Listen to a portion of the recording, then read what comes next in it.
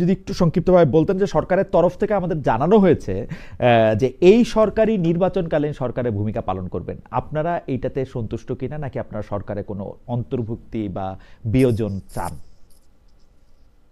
না, আমাদের বক্তব্য হলো যে বর্তমান যে ইউনূস সরকার, অন্তর্বর্তীকালীন সরকার, এটাকে আপনি নির্বাচনকালীন সরকারও বলতে পারেন। এই সরকারের নেতৃত্বেই আগামী নির্বাচনটা হবে।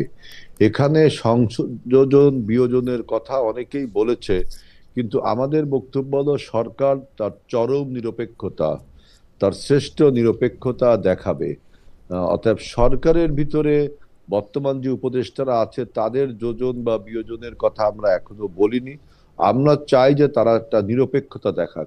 তবে প্রশাসনের যে পদায়ন, যে বদলি, যে নিয়োগগুলো হচ্ছে, বা হুম। যে আপনার নির্বাচনকে সামনে রেখে এইগুলো নিয়ে কিন্তু আমরা কিছু কথা বলেছি, আপনি ইতিমধ্যে শুনেছেন। যেমন আচ্ছা। আমরা বলেছি যে রিটার্নিং অফিসার গুলো যদি নির্বাচন কমিশন থেকে দেওয়া হয়, নির্বাচন যে কর্মকর্তাগুলো জেলায় জেলায় আছে, তাহলে কিন্তু নির্বাচন কমিশন একটু শক্তিশালী সংগঠনে পরিণত হয়। কারণ আপনি প্রশাসনকে যদি রিটার্নিং অফিসার দেন, তাহলে নির্বাচন কমিশনেরও কিন্তু কিছু সক্ষমতা ঘাটতি হয়। হুম। এইসব বিষয় আপনি দেখেছেন অলরেডি। সুতরাং আমি আমরা বর্তমান যে আমরা এই বিষয়গুলিতে আসবো হেলাল ভাই, তবে আপাতত আপনার সরকারের মধ্যে কোনো রকম সংযোজন বিয়োজন এগুলি কোনো কিছু চান না। একসময় আপনারা দুই ছাত্র উপদেষ্টা সহ নিরাপত্তা উপদেষ্টা পদত্যাগের দাবি করেছিলেন, সেই দাবি থেকে তাহলে আপনারা সরে এসেছেন? না, আমাদের দাবি করেছিলাম এবং সেই দাবি থেকে সরে যাচ্ছি, এরকম কোনো বক্তৃতা কিন্তু এখনো আমরা দেইনি। আমরা বলেছি যে আপনি সরকারে যদি কোনো উপদেষ্টা থাকে, তিনি যদি আবার নির্বাচন করেন, তাহলে কনফ্লিক্ট অফ ইন্টারেস্ট। হুম। আর নিরাপত্তা উপদেষ্টার কথা যেটা বলেছেন, সেটাও আমরা ওই সময় বলেছিলাম। কিন্তু এখন আমাদের সামনে চূড়ান্ত লক্ষ্য হলো একটি সুষ্ঠু, গ্রহণযোগ্য, অ্যাকসেপ্টেবল নির্বাচন। হুম। এজন্য আমরা সবকিছুকে উপেক্ষা করে এখন নির্বাচনটাকে আমরা প্রাধান্য দিচ্ছি। ওকে। সেজন্য সরকারের নিরপেক্ষতাই একটা আমাদের সুষ্ঠু নির্বাচনের পথকে আরো সুগম করবে। ওকে। তার মানে সরকারের তরফ থেকে যে আমাদের জানানো হলো, ধন্যবাদ হেলাল ভাই। আমরা একটু ডক্টর আব্দুল মান্নান আপনার কাছে আসি, যে আমাদের জানানো হয়েছে যে সরকারের তরফ থেকে যে এই সরকারি নির্বাচনকালীন সরকার হিসেবে পালন করবে, এবং তার মধ্যে কোনো সংযুক্তি বা বিযুক্তির কোনো সম্ভাবনা তারা এই মুহূর্তে দেখছেন না। আপনারা এই ব্যাপারটা নিয়ে সন্তুষ্ট কিনা, ডক্টর আব্দুল মান্নান? জি, আপনাকে ধন্যবাদ খালেদ ভাই, আমাদের সহ আলোচক, আমাদের শ্রদ্ধাভাজন বড় ভাই আজ্জুল বারী হেলাল ভাই, আপনাকেও ধন্যবাদ জানাই। আমাকে কি শোনা যায়? একদম স্পষ্ট শোনা যাচ্ছে। মান্নান ভাই, আপনি বলেন। জি, জি, থ্যাংক ইউ। তো আপনি যে প্রশ্নটা করেছেন যে এই যে অন্তর্বর্তীকালীন সরকার, এই অন্তর্বর্তীকালীন সরকারের প্রতি আমরা সন্তুষ্ট কিনা। দেখেন, অন্তর্বর্তীকালীন সরকার, আমরা বাংলাদেশের সকল জনগণ মিলেই এই সরকারকে বসিয়েছে। কোনো রাজনৈতিক দলের সদিচ্ছা বা ইচ্ছার কারণে এই সরকার গঠিত হয় নাই। তাহলে আমি মনে করি এই সরকার জনগণের সরকার। এটার মাধ্যম দিয়ে আমরা আগামী দিনে একটা অবাধ এবং সুষ্ঠু নির্বাচনের আশা করি।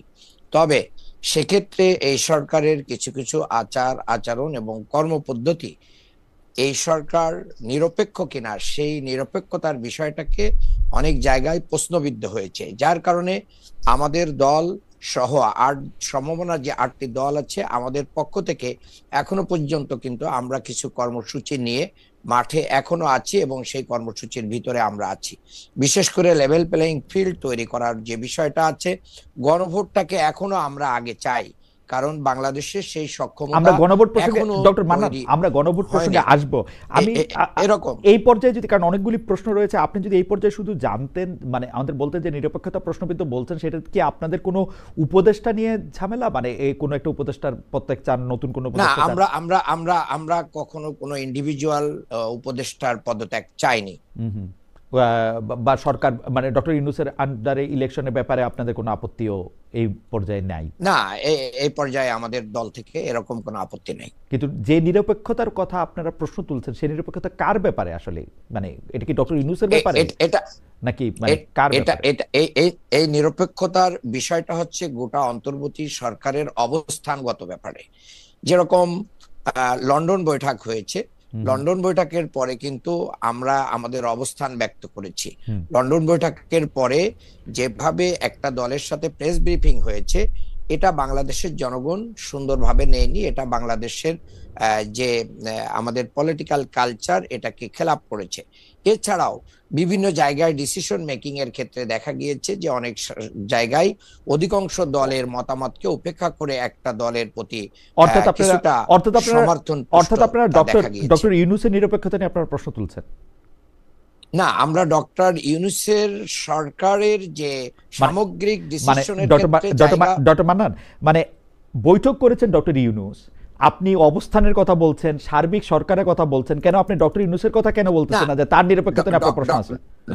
ডক্টর ইউনূসের যে সমালোচনা বা তার ব্যাপারে আমাদের যে বক্তব্য সেটা কিন্তু আমরা দলীয়ভাবে দিয়েছি, সেটা তো আমরা বলেছি, আমাদের অবস্থান ব্যক্ত করেছি। এখানে তো আমরা কোনো কিছু বলছি না যে অমুকের প্রতি আমাদের ভালোবাসা আছে, অমুকের প্রতি আমাদের নাই, এটা তো আমরা বলছি না।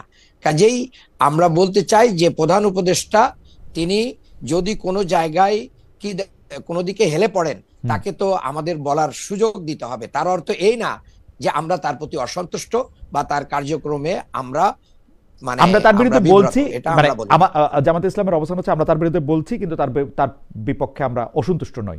ঠিক আছে, বোঝা গেল। না, আমরা তো তাকে তার রাইট ট্র্যাকে রাখার জন্য আমাদেরকে বলতেই হবে এবং আমরা আরো বলবো।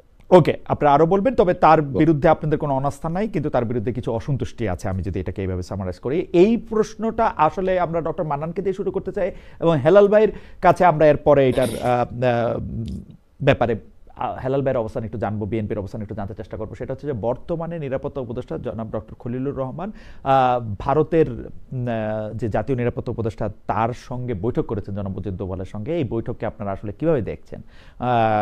আপনি কি মনে করছেন যে এই বৈঠক খুব জরুরি ছিল? এই বৈঠকটা কেন হচ্ছে বলে আপনার মনে হয় ডক্টর মান্নান? আমরা হেলাল ভাইয়ের কাছে একটু জানতে চাচ্ছি। জি, আপনাকে ধন্যবাদ। না, হেলাল ভাই একটু পরে বলবেন, আমরা একটু ডক্টর মান্নানকে শুনি। জি ডক্টর মান্নান। জি, ধন্যবাদ। দেখেন, বাংলাদেশের অন্তর্বর্তী সরকার থেকে এখনো পর্যন্ত কোনো ব্রিফ দেওয়া হয় না এভাবে যে কেন কি কারণে জরুরিভাবে ওনারা গিয়েছেন, এবং ওখান থেকে ফিরে এসে ওনারা যখন প্রেস ব্রিফিং করবেন তখনই আমরা বুঝতে পারবো যে কি কি কারণে সেখানে যাওয়া দরকার ছিল, কি কি কারণে যাওয়া দরকার ছিল না। কাজেই পুরো বিষয়টা অস্পষ্ট থাকা অবস্থায় এখানে কোনো মতামত দেওয়াটা আমি যৌক্তিক মনে করি না। এই ব্যাপারে আমি একটু জনাব আজিজুল বারী হেলাল আপনার কাছ থেকে জানতে চাইবো যে আপনি বিষয়টাকে কিভাবে দেখছেন, যে বাংলাদেশের জাতীয় নিরাপত্তা উপদেষ্টা ভারতের জাতীয় নিরাপত্তা উপদেষ্টার সঙ্গে বৈঠক করতে দিল্লি গিয়েছেন, এবং সেই ক্ষেত্রে কি বিষয়গুলি নিয়ে আলোচনা হতে পারে বা কি নিয়ে আলোচনা হচ্ছে তা আপনি কি মনে করেন? কেন গিয়েছেন তিনি সেখানে? এইটা আমি দেখলাম যে আপনার কলম্বো সিকিউরিটি কনক্লেভ